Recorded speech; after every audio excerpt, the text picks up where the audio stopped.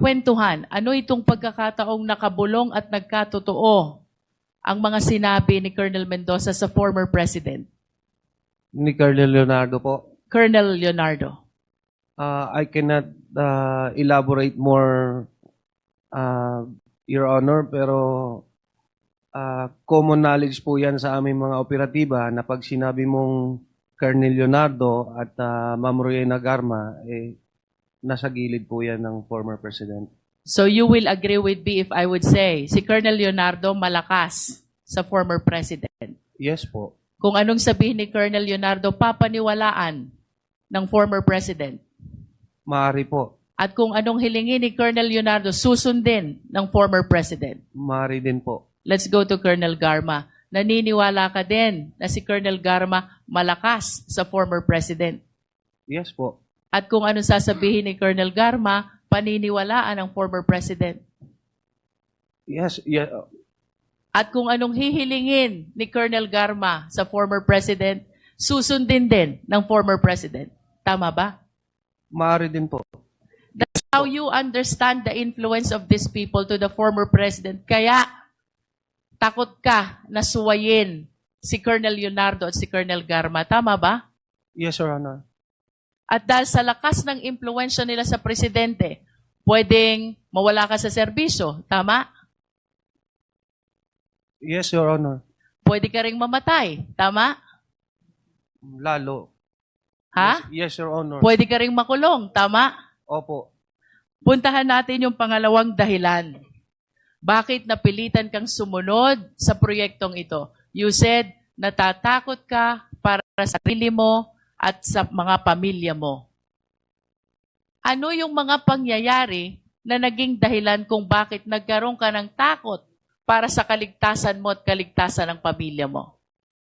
Hello po mga ka-viral, welcome back to this YouTube channel. Latest update, Police Lieutenant Colonel Santi Mendoza may matinding isiniwalat kaugnay sa iskandalong kinasasangkutan ng kanyang former higher official na sina Colonel Rowena Garma at Colonel Leonardo. Hindi na maitatanggi pa ni Garma at Leonardo ang sekretong relasyon at ugnayan nila dahil nabuking na ang kanilang relasyon. Isiniwalat din ni Colonel Santi Mendoza kung paano nilason ng dalawa ang isipan ng dating Pangulo kung kaya lahat ng kumpas at utos nila ay sinusunod ng former president. Ganyan di umano katuso at magaling magpaikot sina Colonel Rowena Garma at Colonel Leonardo. Nalantad din na pagkatapos kinuha ni Garma ang loob ng Pangulo upang mabilis na ma-promote at makuha ang pwesto bilang General Manager ng PCSO ay kinuha din nito ang loob ni Colonel Leonardo. At dito na di umano nahulog din ang loob ni Leonardo. Subalit ngayon ay unti-unti nang bumabalik ang karma ni Colonel Rowena Garma at Colonel Leonardo dahil sa lahat ng kasamaan na kanilang ginawa at iniutos noong panahon ng kampanya kontra droga at AJK kung saan marami ang nasawi. Nabuking din kung sino ang utak sa pagkasawi ni Colonel Barayoga. Sa patuloy na pagsisilabasan ng mga ebidensya laban kay Colonel Garma at Colonel Leonardo ay mas lalong lumilinaw sa mga netizens kung sino-sino pa ang mga utak na dapat managot sa nangyari. Narito ang pag-amin ni Police Lieutenant Colonel Mendoza sa harapan mismo ni Colonel Leonardo at Colonel Rowena Garma. Atin pong panuurin. Kasi nga po, ma-impluensya po sila. Pag hindi ko po naman sinunod, baka hindi lang naman ako ang balikan, baka pati pamilya ko pa. Pag sinabi mo ba, Colonel Mendoza, baka hindi lang ikaw ang balikan, anong ibig sabihin mo ng salitang balikan? Kumbaga, hindi ako sumunod, Your Honor eh. So, hindi ako, kumbaga, pagka hindi ka sumunod, hindi ka kanila. What do you fear for your family kung bakit sinabi mo sa salaysay mo, natatakot ako para sa kaligtasan ko at ng pamilya ko? Anong posibleng mangyari sa iyo at sa pamilya mo kung hindi ka susunod kay Colonel Leonardo at kay Colonel Garma? Siyempre po, baka mamamatay po. You are saying posibleng patayin nila ikaw at ang pamilya mo? Are you saying that? Opo, Your Honor. Bakit mo nasabi ito? Anong pagkakataon na napatunayan mo sa sarili mo na kaya nilang gawin ito?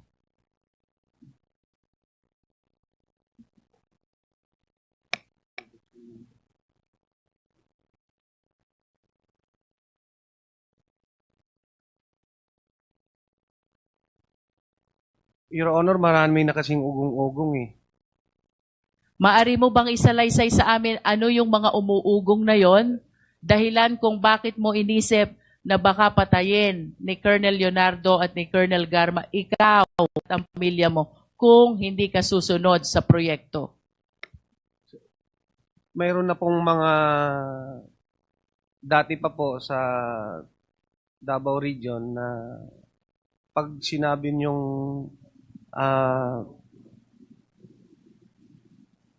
Colonel Leonardo, yan po yung may hawak ng mga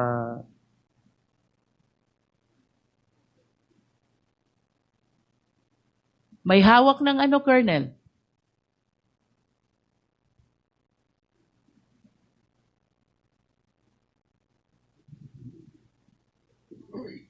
mga hitman po. Colonel Leonardo, may hawak ng mga hitman. Is that what you're saying? That is kumbaga yan po yung usap-usapan. Hindi ko naman po makukumpirma. Pero Usap-usapan. Let's po. talk about usap-usapan. Ayon sa usap-usapan na yan, ano ang mga pangyayari na sa pagkakaalam mo at ayon sa usap-usapan ng mga kasama mo, may kinalaman si Colonel Leonardo at si Colonel Garma? Can you cite some incidents na lumutang ang pangalan nilang dalawa ayon sa usap-usapan? Without necessarily you having a personal knowledge. Ayon sa usap-usapan, anong mga pangyayari ng patayan ang may kinalaman si Colonel Garma at si Colonel Leonardo? Yung mga nasa loob ng mga Chinese na nakakulong doon, Ito ba matagal mo nang alam or it's it because you're watching already the hearing of Quadcom? no, noon pa po yan. Ibig sabihin, kahit nung wala pang Quadcom, alam mo na yung patayan sa Davao Penal Colony ay may kinalaman si Colonel Leonardo at si Colonel Garma? Pero hearsay lang po, Your Honor. Yes, yan ay yun sa usap-usapan. At yung usap-usapan na yan, dito mo naririnig sa mga kapwa mo pulis. Tama ba? Kasi pulis ka eh. Opo, Your Honor. Kung pulis ka, ibig sabihin, yung usap-usapan na yun, sa kapwa pulis mo rin naririnig. Tama? You said yes already, Colonel. Yes.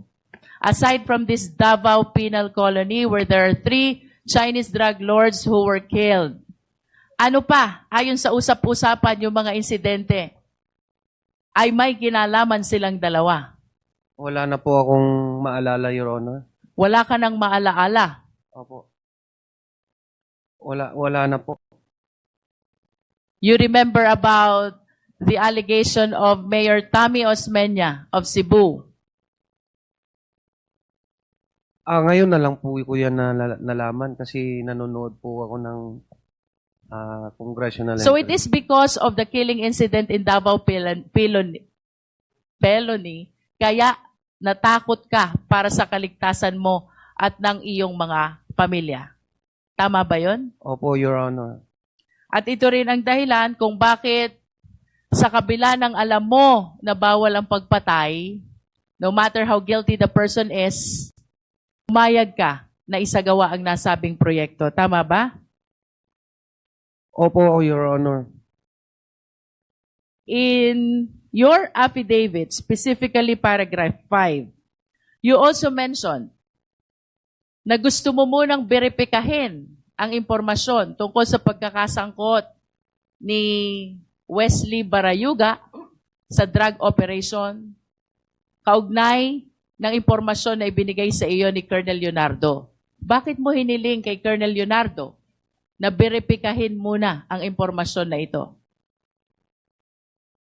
Po, government employee po yung target. Normal po yun na magkanda ka ng sarili mong investigation muna. At kapag hindi verification. government employee ang target, wala bang verification na mangyayari? Meron naman po. Meron din po. So why do you want to make your own verification? Ikaw ba at that particular time ay nagdududa sa sinasabi ni Colonel Leonardo? Yes po. Bakit ka nagdududa? Kasi yung target, bakit nasa loob ng PCSO? He is not only inside the PCSO, he is the board secretary of Yes, Your Honor. Yes. PCSO. And during that time, may naririnig ka ba na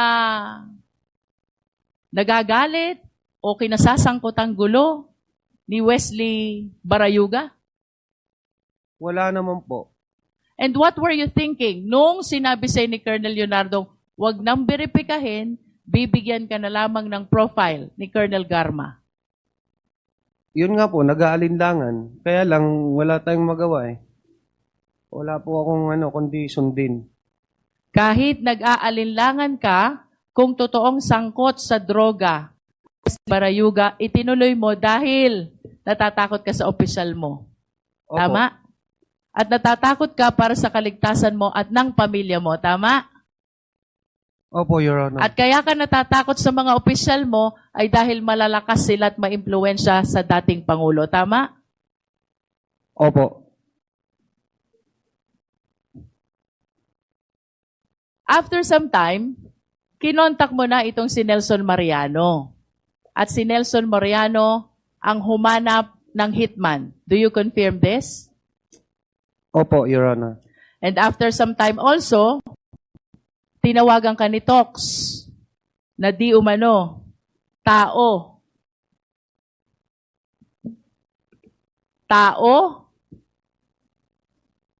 ni Colonel Garma. Tama ba? Opo, Your Honor. At pagkatapos nitong pag-uusap ninyo ni Nelson Mariano, isinagawa na ng nasabing hitman ang naturang proyekto. Tama? Opo, Your Honor. At itong proyektong ito ay ang proyektong pagpatay kay Wesley Barayuga. Tama ba? Opo. And you also confirm that after this incident ay nakipagkita si Nelson Mariano kay Tox kaugnay ng 300,000 na ipinagkaloob sa inyo. Opo. Can you please state for the record again, paano hinati yung 300,000?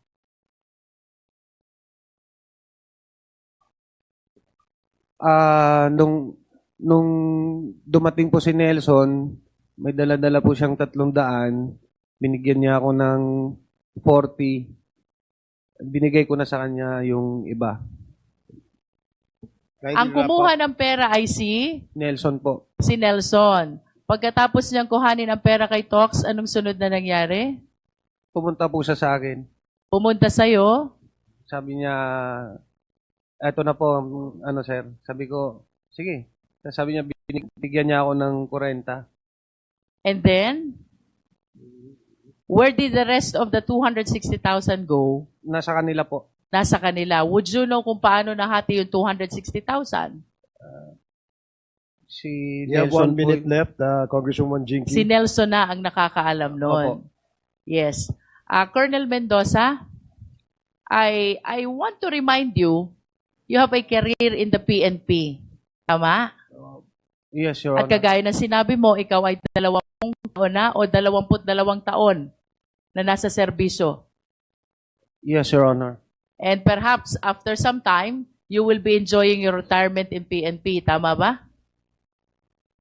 Yes, Your Honor. I am just curious. Sa kabila ng panganib na iyong isinalaysay sa iyong opening statement, bakit ka lumutang at bakit mo isinasalaysay itong insidenteng ito laban kay Colonel Leonardo at kay Colonel Garma?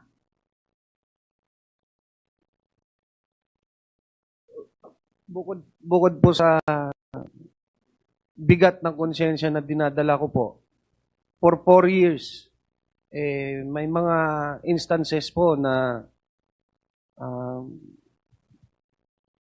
may gusto pang idawit na ibang tao po kasi. Kaya Sinong gustong may idawit? yung may kumalat po kasi ng mga text messages nung nakaraang linggo eh. Anong sabi sa text messages? na hindi lang ako daw po yung gunman, ganun lang po. Hindi lang ikaw ang?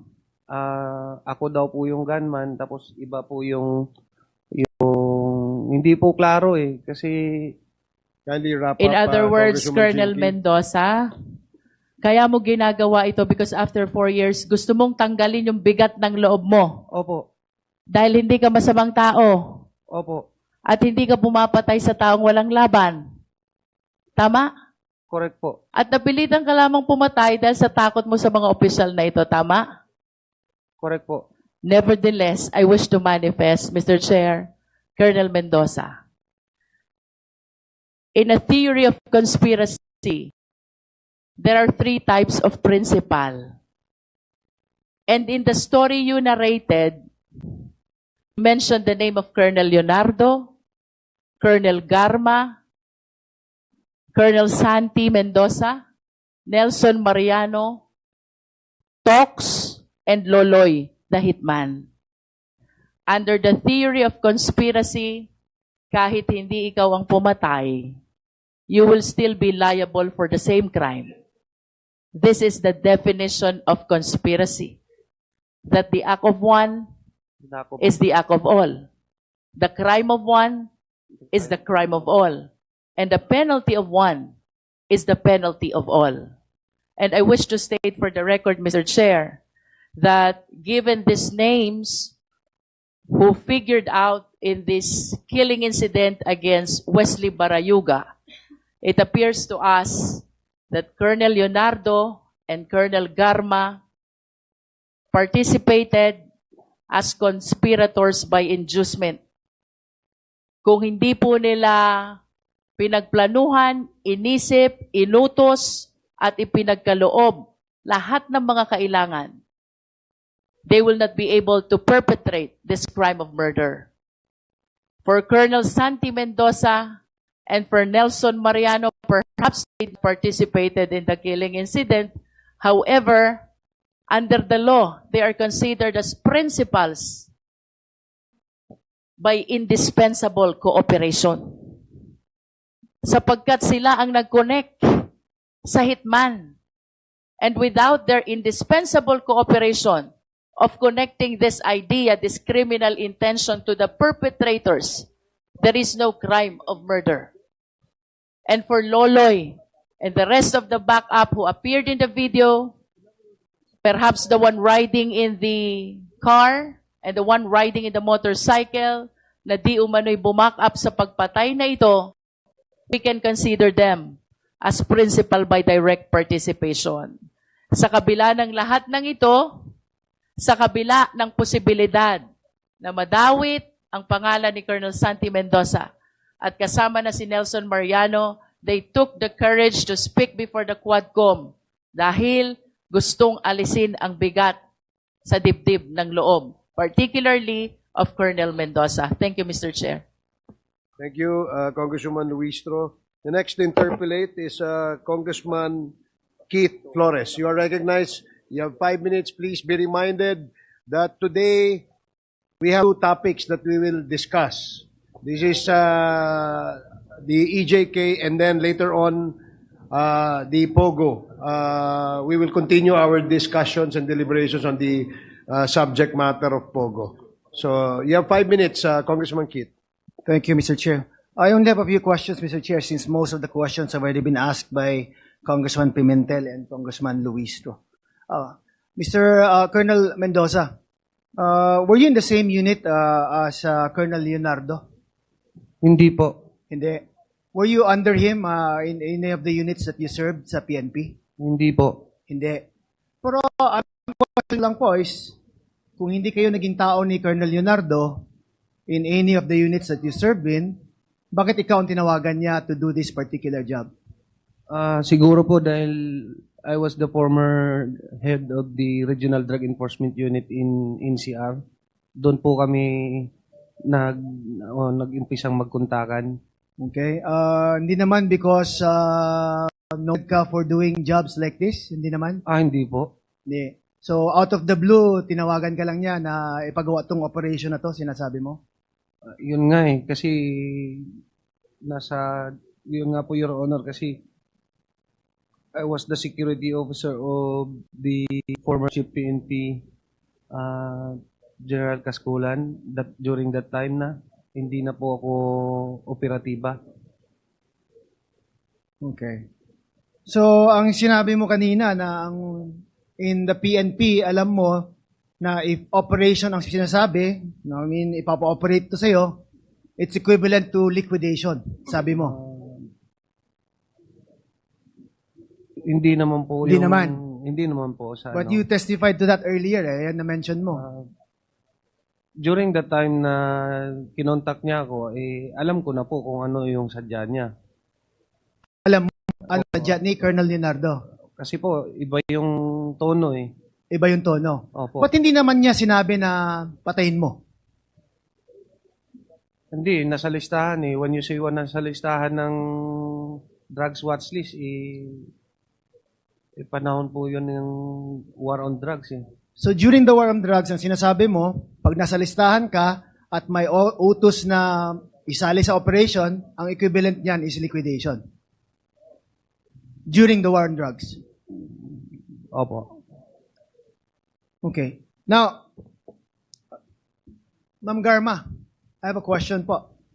When did you issue the pickup to General Barayuga?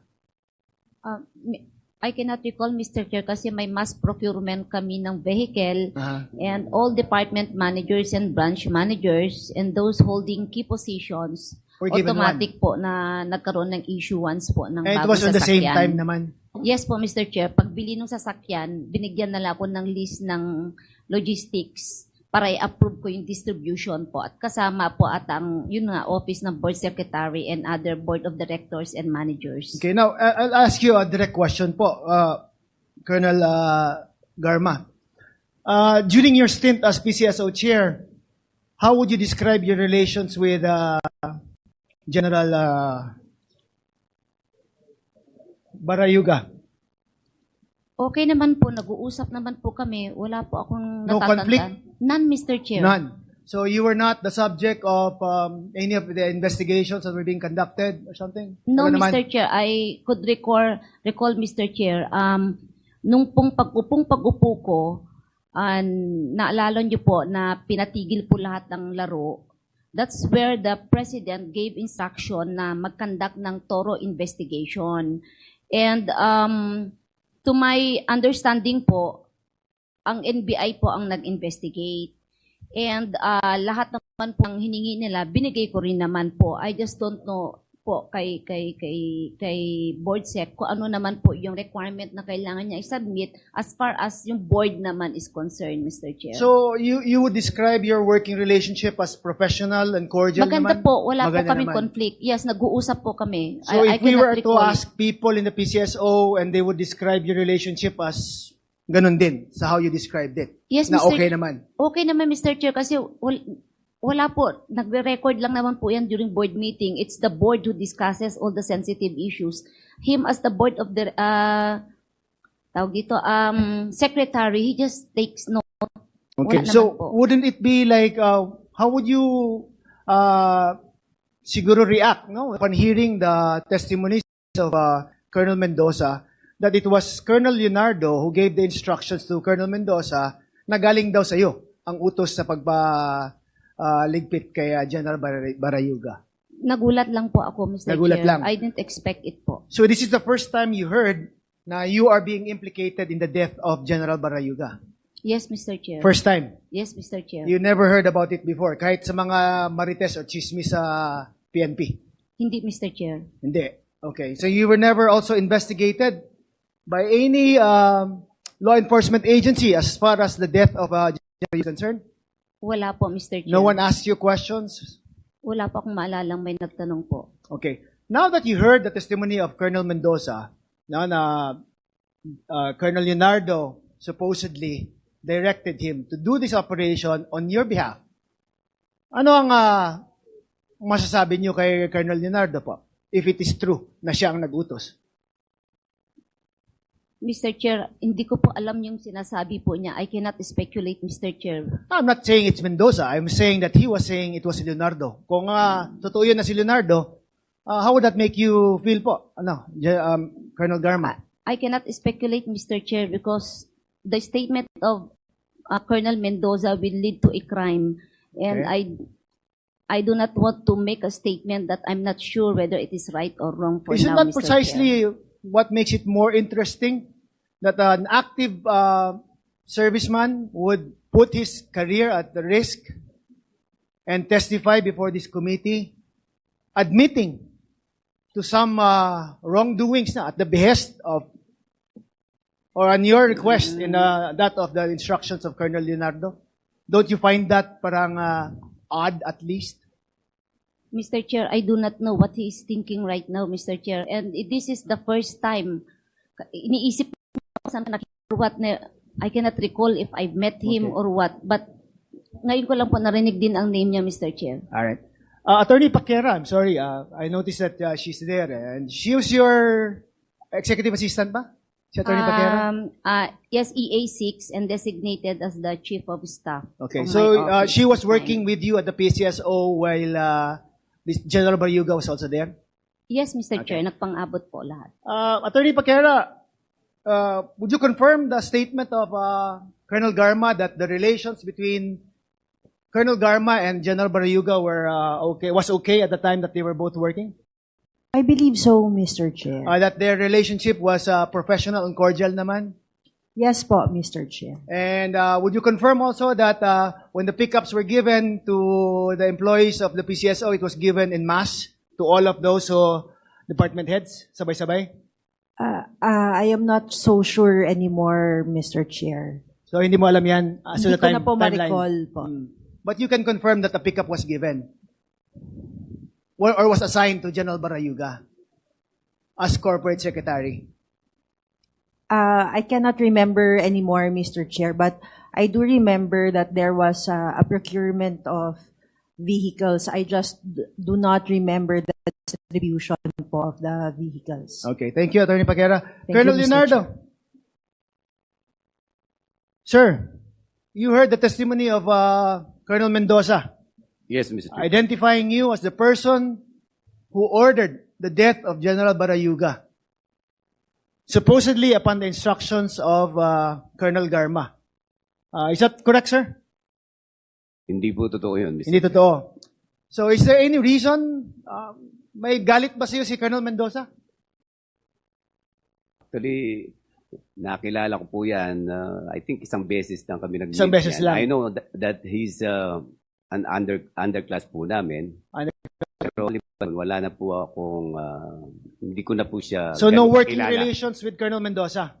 Wala po. Hindi mo Mr. naging Chair. tao before in your units? Hindi rin po, Mr. Chair. Hindi mo rin utusan to do something legitimate that he didn't do or something?